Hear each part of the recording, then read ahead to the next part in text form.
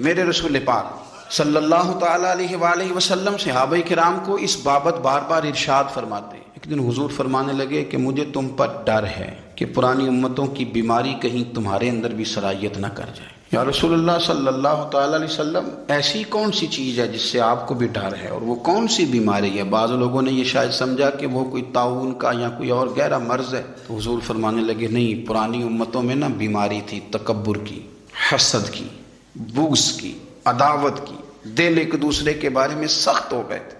آپ کبھی پڑھے نا بنی اسرائیل والوں کو، فرعون کی فوجیں پیچھے لگی ہوئی ہیں، آگے دریا آ گیا ہے، جناب موسیٰ علیہ السلام حکم دے رہے ہیں کہ رب نے رستہ بنا دیا نکلو، لیکن ان کا اعلان ہے کہ چونکہ ہم اگرچہ آپ کے ماننے والے ہیں، اگرچہ سارے فرعون کو دشمن جانتے ہیں، پر 12 قبیلے ہیں، آپس میں چونکہ ہماری لڑائی ہے، ایک رستے سے نہیں گزریں گے، ہمیں 12 رستے چاہیے۔ شدید پیاس لگی ہے اور ان سے کہا گیا کہ ڈنڈا ماریں گے جناب موسیٰ علیہ السلام پتھر پہ، اللہ وہاں سے چشمے نکالے گا، پی لو۔ انہوں نے کہا ایک نہیں پیئیں گے، 12 قبیلے ہیں، چونکہ ہمارا اختلاف ہے ایک سے پانی نہیں پی سکتے، ہمیں 12 الگ الگ چاہیے۔ حضور فرمانے لگے وہ جو پرانی امتوں میں عداوتوں کی بیماری تھی، مجھے ڈر لگتا ہے وہ تمہارے بیچ نہ آ جائے۔ او یارو، اتنی سخت عداوتیں، اتنا گھٹن، اتنی ہماری طبیعتیں ایک دوسرے کے بارے میں سخت۔ آپ کبھی لوگوں کا لب و لہجہ محسوس کریں، جب وہ کسی کے خلاف گفتگو کر رہے ہوتے ہیں تو ایسے محسوس ہوتا ہے کہ وہ تو شخص شاید مار دینا چاہیے، اتنا برا ہے۔ تھوڑی سی اختلاف رائے کو اتنی شدت کی عداوت بنا لینا۔ کئی اللہ والے چھپ گئے، بہت سارے رب کریم کے بندے تھے جو دنیا چھوڑ کے کونوں میں لگ گئے، انہوں نے کہا نہیں گزارا ہوتا ہو بھائی۔ میں کسی کمزور آدمی کی بات نہیں کرنے لگا، ایک دلیر آدمی، حسبن نسبن اخلاقن مروتن، ہر تعلق سے شانوں والے، حضرت امام جعفر صادق رضی اللہ تعالیٰ عنہ، اتنے بڑے آدمی کہ امام اعظم ابو حنیفہ جیسے لوگ کہتے ہیں کہ اگر 2 سال امام جعفر صادق کے پاس نہ رہتا تو ابو حنیفہ ہلاک ہو جاتا۔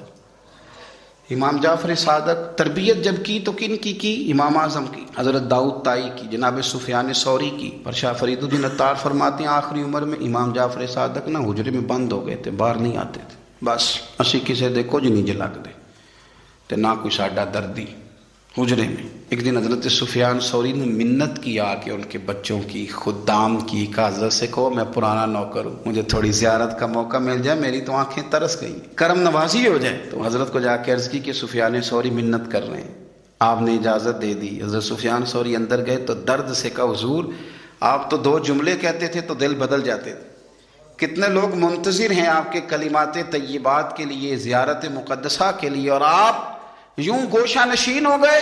تو جگر گوشہ رسول، نواسہ رسول امام جعفر صادق آنکھوں میں آنسو آ گئے، کہنے لگے سفیان تمہیں کیا بتاؤں، لوگوں کے لفظوں میں بڑا پیار ہے پر دلوں میں وفا کوئی نہیں۔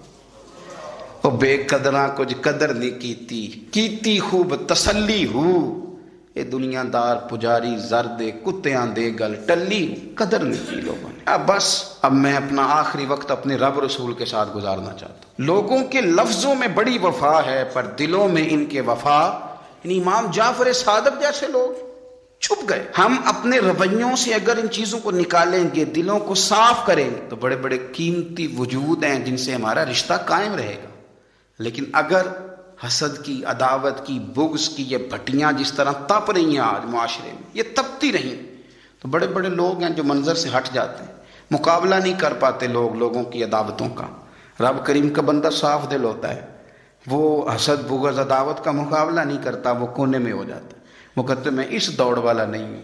اس لیے کہ اللہ کے بندے تلوار کے ساتھ، تو میں بڑی بات کرنے لگا ہوں اگر آپ کی سمجھ میں آ گئی تو، رب کے بندے تلوار سے تو لڑائی کر لیتے ہیں، پر منافق کے نفاق کے ساتھ مقابلہ کیسے کریں؟ وہ کس طرح اپنے آپ کو منافق بنائیں؟ وہ کس طرح کر کے اس جگہ پہ آ کے سازش کریں جہاں چھوٹے لوگ سازش کرتے ہیں، پھر وہ بچنے لگ جاتے ہیں۔ یہ دور ہی نکتہ چی ہے، کہیں چھپ کے بیٹھ جا، جس دل میں تو مکی ہے وہیں چھپ کے بیٹھ جا، پھر وہ لوگ نکل جاتے ہیں۔